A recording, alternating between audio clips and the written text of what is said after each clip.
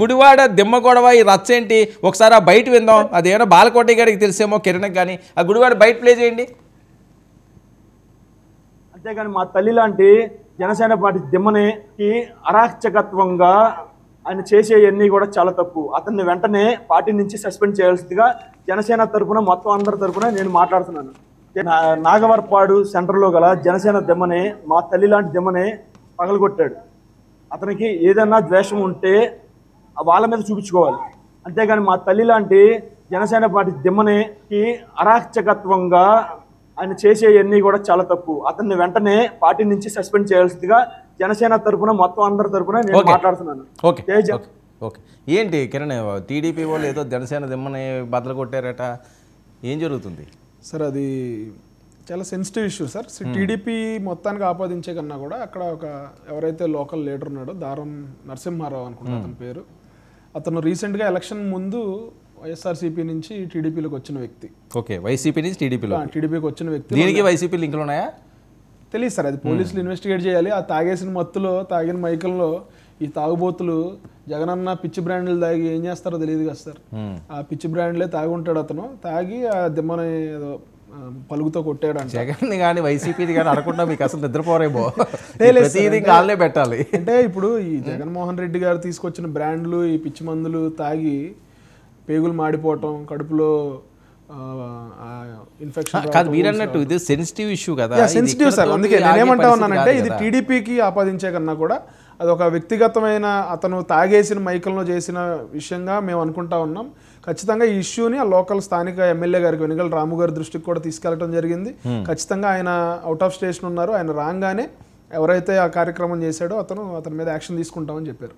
So nothing to worry అని మేమైతే అనుకుంటా ఉన్నాం ప్రస్తుతం. ఈవీఎంలది కూడా జరుగుతున్న సార్, ఈవీఎంలు సార్ ప్రజలు విసిగిపోయారు సార్. 5 సంవత్సరాలు విసిగిపోయి మీరు మాకు వద్దురా బాబు అని చెప్పి వీళ్ళు 11 సీట్లకు పరిమితం చేస్తే వీళ్ళు యాక్సెప్ట్ చేయాలి, ఆ నిజాన్ని యాక్సెప్ట్ చేయాలి. ఆ నిజాన్ని యాక్సెప్ట్ చేయలేకపోతే వీళ్ళకి వచ్చిన 40% ఓటు కూడా తప్పు అని చెప్పి వీళ్ళు దాన్నే యాక్సెప్ట్ చేయాలి. ప్రజలు విసిగిపోతా ఉన్నారు వీళ్ళ డ్రామాలు చూసి, వీళ్ళ నాటకాలు, వీళ్ళ డ్రామాలు, వీళ్ళు ప్రజల్ని ఇంకా మభ్య పెడదామని ప్రజలు చాలా క్లియర్ మ్యాండేట్ ఇచ్చారు కదా సార్. ఇప్పుడు ప్రజలు ఏం ఫీల్ అవుతా ఉన్నారంటే వీళ్ళకి అనవసరంగా 11 అయినా ఇచ్చామనుకుంటున్నారు. ఇప్పుడు వీళ్ళకి 1, 2 ఇస్తే జగన్మోహన్ రెడ్డి గారు ఎలాగో బెంగళూరు ప్యాలెస్లో ఉన్నారు కాబట్టి ఈ గొడవ అంతా తప్పేదేమో అని ప్రజలు బాధపడుతూ ఉన్నారు. ఈ రోజున దేశవ్యాప్తంగా ఎలక్షన్ జరిగింది, అన్ని రాష్ట్రాల్లో కూడా ఎలక్షన్ జరిగింది. అందరూ యాక్సెప్ట్ చేసి they moved on.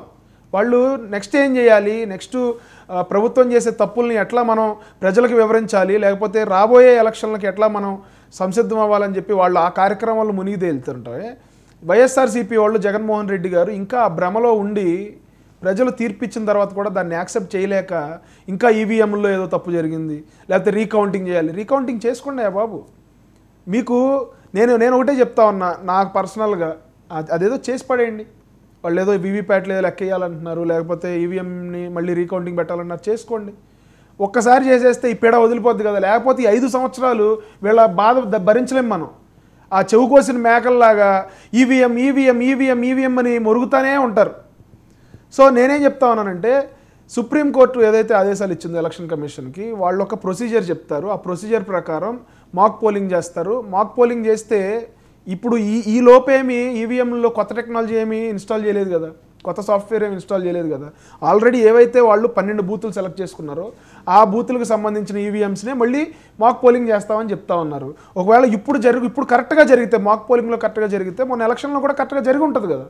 So update ఏం జరగలేదు కదా, ఈవీఎంస్కి సంబంధించి అప్డేట్ ఏం జరగలేదు. కాబట్టి ఖచ్చితంగా ఎలక్షన్ కమిషను వాళ్ళు ఏ పార్టీలకి కొమ్ముకాయరు, ఏ రాజకీయ పార్టీలతో వాళ్ళు వత్తాసు పలకరు, వాళ్ళు నిష్పక్షపాతంగానే వాళ్ళ వైఖరి ఉంటుంది. 2019లో అదే వైఖరి ఉంది, 2024లో కూడా అదే వైఖరి ఉంటుంది. అంతకుముందు జగన్మోహన్ రెడ్డి గారు ఏం చెప్పారు, ఈవీఎంలన్నీ చాలా ట్రాన్స్పరెంట్గా ఉన్నాయి, ఈవీఎంలన్నీ చాలా మంచిగా పనిచేసినాయి, ప్రజలందరూ మాకు ఓటేశారని చెప్పి 151 వచ్చినప్పుడు చెప్పారు కదా. ఆ నిజాన్ని ఈ రోజున మీరు ఎందుకు నమ్మలేకపోతా ఉన్నారు? ఓకే, ఆ రోజున ఒకవేళ మీరు చెప్పింది కనుక బూటకం అయితే ఈ రోజున చెప్పింది మీరు నిజమా అబద్ధమా?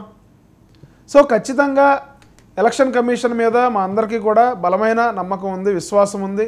ఆ రోజున 2019లో కూడా మేము 1 సీటు గెలిచిన రోజు కూడా మేము ఈవీఎంస్ని బ్లేమ్ చేయలే. మేము ఎలక్షన్ వ్యవస్థను బ్లేమ్ చేయాలి. మేము ఆ డిఫీట్ని మేము యాక్సెప్ట్ చేసి మేము ఎట్లా పుంజుకోవాలి, మేము ఎట్లా ప్రజలకు దగ్గర అవ్వాలి, ప్రజల సమస్యల మీద మేము ఎట్లా పోరాటం చేయాలని చెప్పి మేము ముందుకెళ్ళాం తప్ప ఇలా మేము డొంక పట్టుకుని తిరగల. మేము ప్రజల తీర్పును గౌరవించాం, ఈవీఎంలని గౌరవించాం, ఎలక్షన్ కమిషన్ని గౌరవించాం కాబట్టి మేము ప్రజల్లో తిరిగాం కాబట్టి 5 సంవత్సరాలు ఈ రోజున దేశంలో ఎక్కడా లేనటువంటి మ్యాండేట్ని జనసేన పార్టీకి, కూటమికి, తెలుగుదేశం పార్టీకి ప్రజలు ఇచ్చారు. ఓకే, దాన్ని మీరు యాక్సెప్ట్ చేసి ముందుకెళ్ళాలి. ముందుకెళ్లకుండా మేము ఇంకా అలాగే ఉంటామంటే, రాజశేఖర రెడ్డి గారు చనిపోయినప్పుడు ఒక కథ సర్క్యులేట్ అయింది సార్. రాజశేఖర రెడ్డి గారు ఫ్లైట్ క్రాష్ అయింది కానీ ఆయన చనిపోలేదు, ఆయన ఎవరో ట్రైబల్స్ కాపాడారు, ఆయనకు వైద్యం చేస్తున్నారు, ఆయన ఇంకా త్వరలో లేచి బయటకు వస్తారు అనే ఒక కథ ప్రచారం జరిగింది. కొంతమంది నమ్మారు కూడా ఇది నిజమేనేమోనని. ఈ రోజున వీళ్ళు అదే రకమైన భ్రమలో ఉండి ఆ నిజం తెలుసుకోవడానికి కొంత టైం పట్టింది. నిజంగా ఆయన చనిపోయారు, ఆయనకు లేరు అని తెలుసుకోవడానికి కొంత టైం పట్టింది.